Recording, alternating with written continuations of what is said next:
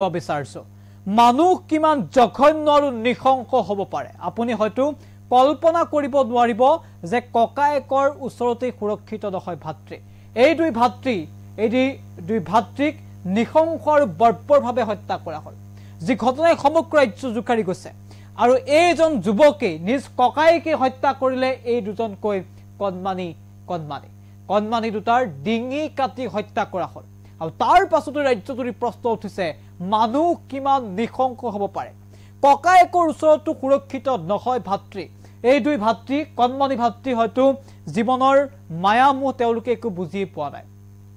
নিজৰ ককায়েকে যেতিয়াই মাতে তেতিয়াই তেওঁলোক গৈছিল নিজৰ ককায়েকক অগাধ ভাল পাইছিল এই দুই ভাতৃয়ে ককায়েকৰ ওপৰত আছিল বিশ্বাস আৰু সেইবাবে সেইদিনাও ককায়েকে মাতি তেওঁলোকক লৈ গৈছিল আৰু তেওঁলোক গৈছিল আৰু তাৰ পিছত এই দুই কণমানিক ডিঙি কাটি হত্যা কৰিলে এইজন যুৱকে আৰু ইয়াৰ পাছত এই সমগ্ৰ ঘটনা ৰাজ্য জুকাৰি গৈছে প্ৰশ্ন উঠিছে যে কোন দিশে আজিৰ প্ৰজন্ম কেনেকৈ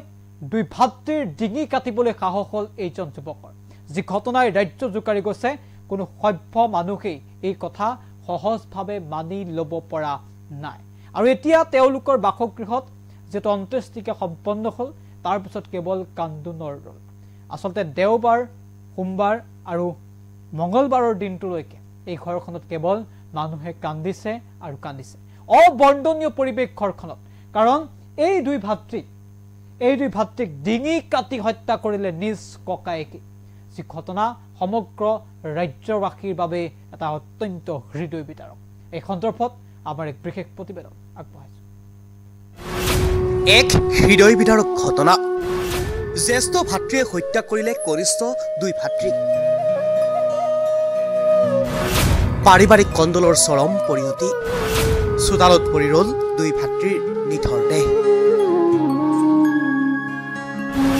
কান্দোনত ভাগি পৰিল পিতৃ মাতৃ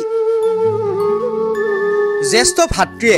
ডিঙি ৰেপি হত্যা কৰিলে দুই কনিষ্ঠ ভাতৃক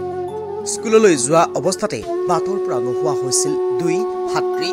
তাৰ পিছতে চাঞ্চল্যৰ সৃষ্টি হৈছিল টংলাৰ কেন্দ্ৰীয় জাতীয় বিদ্যালয়ৰ পঞ্চম আৰু ষষ্ঠ শ্ৰেণীৰ ছাত্ৰ আছিল দুই গৌৰৱ শৰ্মা আৰু কৌশিক শৰ্মা টংলা জোৰপুখুৰীৰ নিবাসী মহেন্দ্ৰ শৰ্মা আৰু গীতা শৰ্মাৰ দুই পুত্ৰ আছিল গৌৰৱ শৰ্মা আৰু কৌশিক শৰ্মা বিদ্যালয়লৈ যোৱাৰ পথতেই দুইগৰাকী ছাত্ৰই নিৰুদ্দেশ হৈছিল তাৰ পিছতেই সৃষ্টি হৈছিল চাঞ্চল্যৰ সামাজিক মাধ্যমত বহুতেই লিখিছিল ছাত্ৰ দুজনক বিচাৰি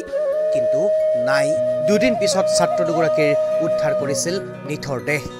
তাৰ পিছতেই ঘটনা ৰহস্যৰ আৱৰ্তত সোমাই পৰিছিল কোনে হত্যা কৰিলে দুইগৰাকী কণমানি ছাত্ৰক ঘটনাৰ তদন্ত চলিল তদন্তত ওলাই পৰিল ঘটনাৰ ৰহস্য দুই কণমানিক হত্যা কৰিলে নিজৰে জ্যেষ্ঠ ভাতৃয়ে পাঞ্জাৱত থকা নিজৰ জ্যেষ্ঠ ভাতৃয়ে আহি দুই কনিষ্ঠ ভাতৃক হত্যা কৰিছে কিয়নো নিজ পিতৃৰ পৰা পোৱা নাছিল মৰম আদৰ দুই কনিষ্ঠ ভাতৃ আছিল দ্বিতীয় মাতৃৰ পুত্ৰ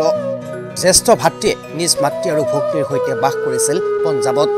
তাৰ পিছতেই পিতৃয়ে দ্বিতীয় বিবাহ কৰাইছিল আৰু সেই দ্বিতীয়গৰাকী মাতৃৰ দুই পুত্ৰ আছিল কৌশিক শৰ্মা আৰু গৌৰৱ শৰ্মাৰ মৃত্যুত এতিয়া শোকাকুল পৰিৱেশ টংলাত দুই পুত্ৰৰ নিথৰ দেহৰ ওপৰত কান্দোনত ভাগি পৰিল দুই পিতৃ মাতৃ প্ৰথমা পত্নীৰ পুত্ৰই পিতৃৰ পৰা মৰম আদৰ নোপোৱাৰ বাবেই দ্বিতীয় পত্নীৰ দুই পুত্ৰক ডিঙি ৰেপি হত্যা কৰিলে যি ঘটনাই চাঞ্চল্যৰ সৃষ্টি কৰিছে নিউজ ডেস্ক এনিডক